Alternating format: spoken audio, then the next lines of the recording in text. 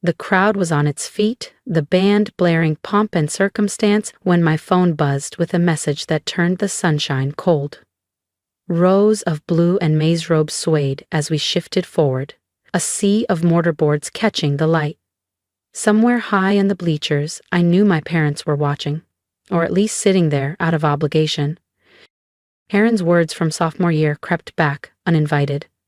One day, he'll eat his words. I'd laughed at the time, dismissing it as wishful thinking. My fingers brushed against the folded scrap of paper buried in my tote, the one with my father's blunt scrawl. Madison, be realistic. I'd kept it, not as a talisman, but as a reminder. The brass section hit another triumphant swell as Dr. Karen Whitfield began her opening remarks. Her voice, magnified through the stadium speakers, echoed off the concrete and blended with the rustle of programs. I tried to focus on her, but my eyes wandered, scanning the stands until I found them. My father's jaw was set, his arms folded like he was enduring a chore. My mother sat beside him, hands folded in her lap, eyes darting everywhere but toward me. 5 years ago, I'd carried the first crude prototype of my recycled composite panel into his workshop, still smelling of resin and hope. He'd barely looked at it before waving me off. I'm not storing scrap metal dreams in here, Madison. I'd swallowed the sting, telling myself I'd prove him wrong. The phone buzzed again, harder this time, pulling me back to the present. I slipped it from my gown's hidden pocket, shielding the screen from the sun. The text from Robert Clark was short, efficient. Like a business memo, except colder. After today, don't expect any help from us. You're on your own. My jaw tightened until my teeth ached. The sunlight seemed to turn brittle. The cheers around me muffled by the rushing in my ears. I didn't move for a beat, letting the words settle like grit in water. Aaron, seated just to my left, caught the change in my posture. What is it? Her voice was low but edged with warning. Nothing, I murmured, sliding the phone back. She wasn't fooled. Show me. When I hesitated, she reached over and tugged it from my hand, scanning the screen. Her nostrils flared. Today? Really? What a move. I kept my gaze on the stage, on the blur of academic robes and university banners flapping against the spring sky. My fingers found the folded note again, feeling the worn crease, remembering the day it landed on my desk without a word. Erin leaned in, her voice a whisper meant to cut. One day, he'll regret that text. I exhaled slowly, my lips curving in something that wasn't quite a smile. Maybe that day's closer than you think. The applause swelled as a row of honorary degrees was announced, but my mind wasn't on the stage anymore. I was replaying every instance of his dismissals, every withheld nod of approval, every conversation that began with, "Be realistic," and ended with, "We won't back you." Then, another buzz in my palm, so quick I thought it was an echo from the last one. I glanced down. This time, it wasn't from my father, Paige Morales. Our company COO, big news. Call me when you can. Paige Morales never calls in the middle of a ceremony, unless something's on fire or about to change everything. The brass blared another triumphant measure as a fresh wave of graduates filed toward the stage. I hunched slightly, shielding my phone from the stadium glare, and slipped it to my ear, hoping no one on the platform noticed. "Tell me you're not busy," Paige said, her voice all business but with an unmistakable edge of excitement. "Define busy," I murmured, eyes tracking the procession as tassels swung in neat rhythm. Series C closed this morning. Horizon Global came in big, $120 million. We're now valued at $950 pre-money. She didn't pause, like if she slowed down the words might lose momentum. For a beat, the roar of applause blurred into white noise. My pulse thumped in my ears. $950 million. Erin caught my expression, her mouth forming a soundless, holy, before she bit it off with a grin that didn't fit the solemnity of the rows around us. Paige wasn't done. "Jonathan Wu wants a word, today if possible." I was about to answer when movement at the edge of my vision snagged my attention. My father, flanked by my mother, was making his way down the aisle between seating sections, stopping every few steps to clasp a hand or nod at someone. He didn't look at me, but his voice carried over the ambient cheer. "Still chasing pipe dreams," he said to a man I didn't recognize, his tone warm enough to seem like a joke, but pitched just right so I could hear it. "Probably on the phone begging for money." The words landed like they always did. Not a direct punch, but a steady grind meant to wear down the stone. I felt Erin stiffen beside me, her chin lifting in reflexive defense. My fingers slid into my bag, closing around the familiar crease of that folded scrap of paper. "Be realistic." The edges had worn soft, but the weight of it never changed. "Tell Jonathan I'll call after the ceremony," I said into the phone, making sure my voice carried none of the heat flooding my chest. "That's what I like to hear," Paige replied, brisk again. "Enjoy your day, Madison, you've earned it." The line clicked off just as Erin leaned toward me, voice low and fierce. "This is your moment. He just doesn't know it yet." I kept my eyes forward, scanning the stage, forcing my mouth into something resembling a neutral line. Inside, threads of adrenaline and restraint twisted together so tight it was almost hard to breathe. The stadium smelled faintly of sunscreen and cut grass. And somewhere in the upper decks, a vuvuzela blared, absurdly out of place against the string section's dignified swell. My phone vibrated again, stronger this time, and lit up with a name I'd only seen in press releases and high-level email threads. "Incoming call, Jonathan Wu." I could feel without looking that my father had closed the gap to within 2 rows. I took the call with my name still echoing from the loudspeakers, trying to keep my voice level while my father closed in like a verdict. My tassel was still swaying from the walk back to my seat, the applause fading into the steady hum of the next college being announced. I pressed the phone tight to my ear, shutting out everything but the voice on the other end.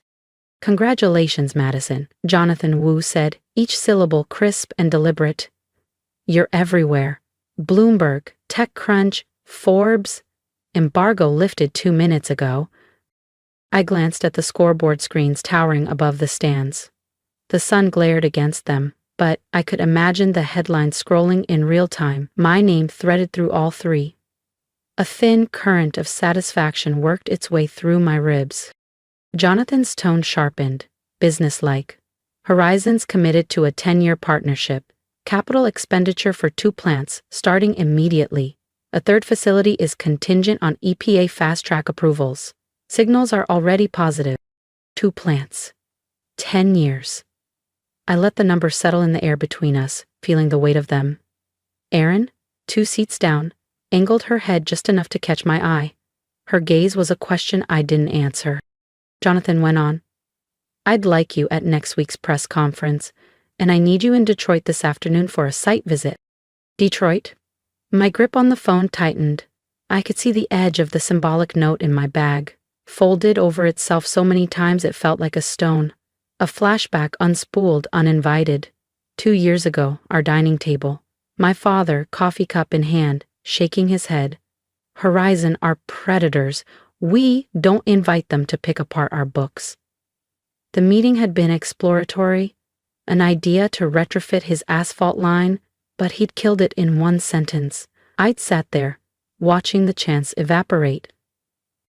Jonathan's voice brought me back. "They reassessed that legacy project last quarter, redirected the budget to EcoForge's Composites program."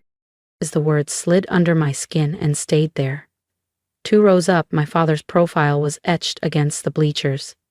He'd paused, half-turned, as if some part of him had caught the drift of Jonathan's sentence.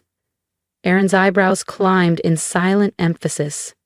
He heard that. I made a choice right then, the rule forming as neatly as if I'd rehearsed it. 1 more public jab from him and I'd take this call public. No malice, no performance, just clean, factual, surgical truth. Jonathan didn't slow. "And one more thing, our Detroit pilot replaced 38% virgin aggregate, cut costs 21% for a municipality your father once courted." His tone softened. "It's working. Public records will confirm it today." I sat still, the figures threading into my memory like coordinates on a map. There was a moral edge here, sharper than any boardroom win. Lower costs for a city that needed it, materials that wouldn't choke landfills, jobs shifting from an old model to a sustainable one. The brass section swelled again as another wave of names rolled through the PA system. My father's shadow fell across the row in front of me. I didn't look up, not yet. Then he leaned over the seat behind me, his voice low but pitched to carry. End the fantasy, Madison. My thumb hovered over the speaker icon. If you're as ready as I am to see what happens when truth meets the open air, stick with me. Hit subscribe so you don't miss the moment this conversation goes public. I didn't raise my voice, I raised the volume. The crowd's roar came in tides, brass surging, cheers folding, then a hush you could hear. I tapped the speaker icon. The chime was a gavel. Aaron's hand stilled on the armrest. My father's posture hardened. Jonathan, I said evenly, would you mind if I put you on speaker? For transparency with family. Of course, he replied, unfussed, the confidence of someone prepared to be quoted. He didn't perform, he reported. EcoForge Solutions closed its Series C this morning, $120 million led by Horizon Global. Current valuation, $950 million. Letters of intent with 3 states are executed. EPA pilot waivers are already logged. We project 1,500 new jobs across 2 manufacturing plants. Air shifted across our block like grass turning with wind. Heads tipped, phones up. The faculty marshal stopped mid-step and listened. I could feel the muscles in my back loosening, not with triumph but with relief. Truth laid out like a clean ledger. Jonathan's cadence stayed measured. Audited life cycle assessments show a 72% reduction in emissions versus virgin aggregate. Participating municipalities saved 21% on resurfacing. Numbers, not adjectives. They threaded the distance between rows and landed where opinion used to live. Erin didn't look at me. She watched my father. EcoForge isn't just a business, Jonathan said, voice carrying without strain. It's a blueprint for communities to thrive without destroying the planet. I let the silence do half the work. Then, level as a spirit level, I said a single line beside his. This is what you called scrap metal dreams. My palm found the familiar creases of the folded note. Paper warmed under skin. Across the aisle, a little boy clapped because everyone else did. The ordinary sweetness of the moment kept the scene from curdling. Jonathan continued, gentle and precise. For the record, Horizon paused a legacy asphalt proposal last quarter after EcoForge's Detroit pilot outperformed expectations. Public record, H-Zen 1342. No flourish, only consequence. A ripple of murmurs passed from seat to seat. A camera lens focused, then clicked. I saw the exact instant Dad understood the circumference of what he dismissed. The color leaving. The set of the mouth that used to deliver instructions on job sites, now searching for footing on new ground.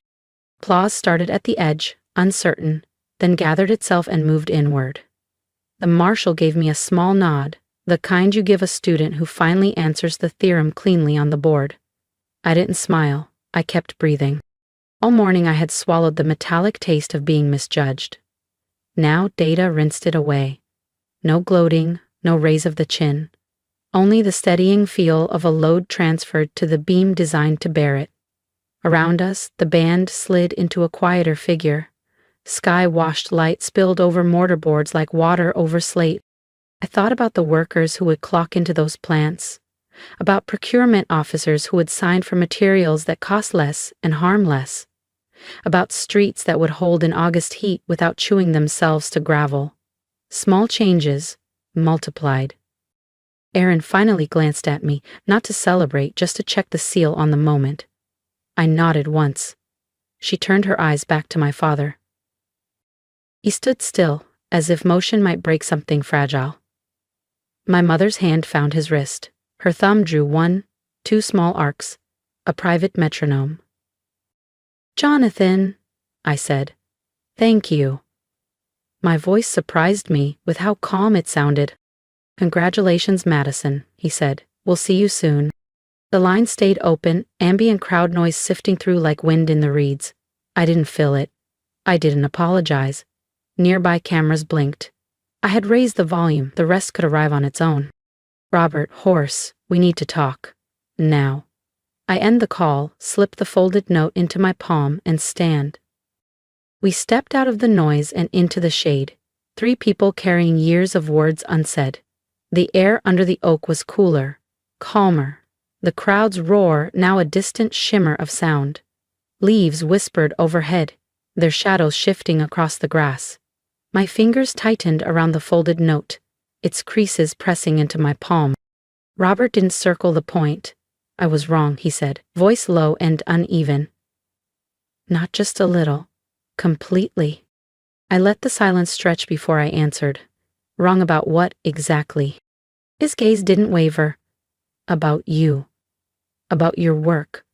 I didn't just doubt you. I told people you were wasting your life. I thought I was protecting you from disappointment. All I did was feed it. I felt the old sting rise, but didn't let it spill. Ecoforge's Detroit pilot, I said carefully, outperformed your proposal. It also kept a paving contractor from laying off his crew this spring, the same contractor you partnered with. He never knew I was your daughter. Linda's eyes widened, the moisture catching light. You? Saved his company? Not for him, I said, shaking my head. For the workers. For the families who depend on those jobs. Robert's shoulders sagged as if something had finally unhooked from them. I'm ashamed, he admitted, and proud. Both at once. I don't know how that works, but it's true. I took the note from my palm and held it out. His hands looked older in the green-filtered light as he unfolded the paper. The ink was still sharp. Be realistic. He looked at it for a long moment, then folded it again and pressed it back into my hand. Keep it, he said quietly. It's part of your story now. I slipped it into my bag, feeling its weight change.